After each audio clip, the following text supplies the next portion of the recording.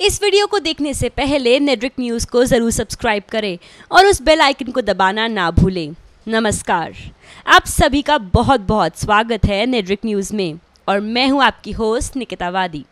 और आज मैं आप सभी से एक बहुत ही महत्वपूर्ण विषय के बारे में बात करूंगी, जो है ITR। जी हाँ, मैं बात कर रही हूं इनकम टैक्स रिटर्न की। मार्च का ये महीना सारे ही इनकम टैक्स पेयर्स के लिए एक बहुत ही इम्पॉर्टेंट महीना होता है, क्योंकि इसमें उनको अपनी इनकम टैक्स रिटर्न जो है वो फाइल करनी होती है। और अगर ये इनकम टैक्स रिटर्न जो है वो पहली बार फाइल करने जा रहे हैं तो उनको थोड़ी और परेशानी हो जाती है, क्योंकि उनको इसके प्रोसीजर जो है वो नहीं पता होते। वो अपने रिलेटिव से पूछते हैं या अपने फ्रेंड्स से, लेकिन उसके बावजूद भी उनको आधी अधूरी जानकारी ही मिलती है।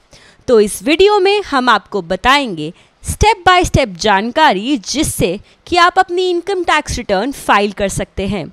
उसके लिए बस आपको एक लैपटॉप या कंप्यूटर और इंटरनेट कनेक्शन ही चाहिए। तो आइए जानते हैं कैसे चुटकियों में आप इनकम टैक्स रिटर्न फाइल कर सकते हैं। सबसे पहले आपको इनकम टैक्स रिटर्न फाइल करने के लिए आयकर विभाग की वेबसाइट पे जाना होगा, जो है www.incometaxreturnindia.efiling.gov.in।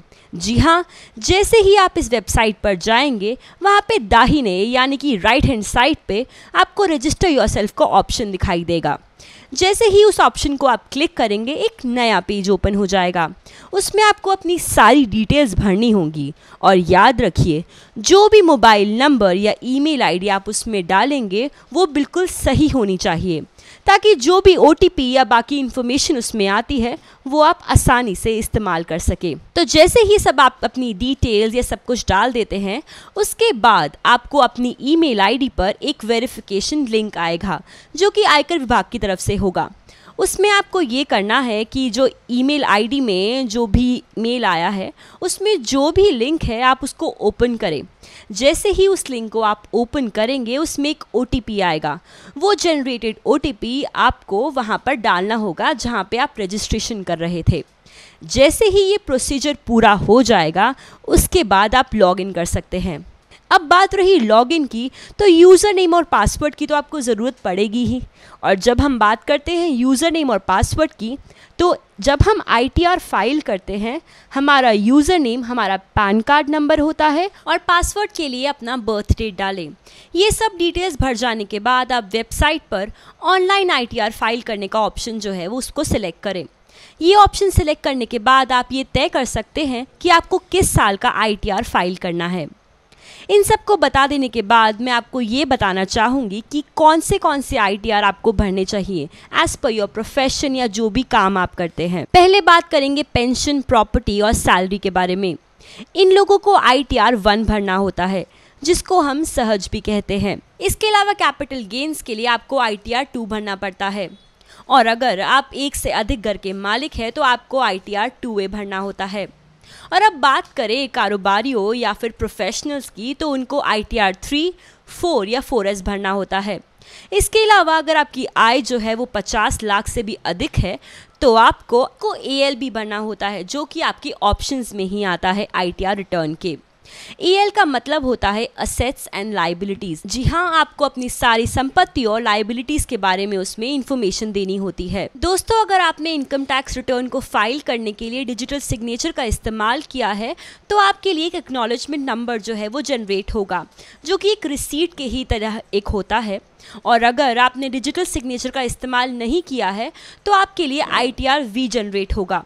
ITR V अपने आप में ही पुष्टि करता है कि जो आपकी रिपोर्ट है, ITR रिपोर्ट जो है वो आपकी वो सबमिट हो चुकी है। अब बात करते हैं ITR V के बारे में। ITR V पर आपको साइन करके बेंगलुरु कार्यालय में उसको भेजना होता है, ताकि 120 दिनों के अंतर्गत जो भी संबंधित काम है वो पूरे हो सके। अब इसके अलावा एक और भी तरीका है जिससे कि चुटकियों में आप ये कर सकते हैं। जी हाँ, आप ऑनलाइन वेरिफिकेशन का भी ऑप्शन चूज करके उसको जल्द ही कर सकते हैं। नए यूजर्स अपना एड्रेस ज़रूर डालें और सारी जानकारी भर देने के बाद प्रीव्यू ज़रूर करें, देखें कि उन्होंने कोई गलती तो नहीं कर दी है। जी हाँ, उसी के बाद अपनी प्रस्तुति भरें। अंतिम में मैं आपको सिर्फ 3 बातें बताना चाहूँगी जिसका आपको खासकर ध्यान रखना है इनकम टैक्स फाइल करते हुए। सबसे पहली बात, आपको सारे डॉक्यूमेंट्स यानी कि pan card number, home loan documents, investment reports, सारी ही चीज़ें अपने पास रखनी होगी। दूसरी बात, 5 लाख से ज़्यादा जिन भी लोगों की आय है या जितने भी लोग 5 लाख से ज़्यादा कमाते हैं उनको ऑनलाइन ही इनकम टैक्स रिटर्न भरना होगा।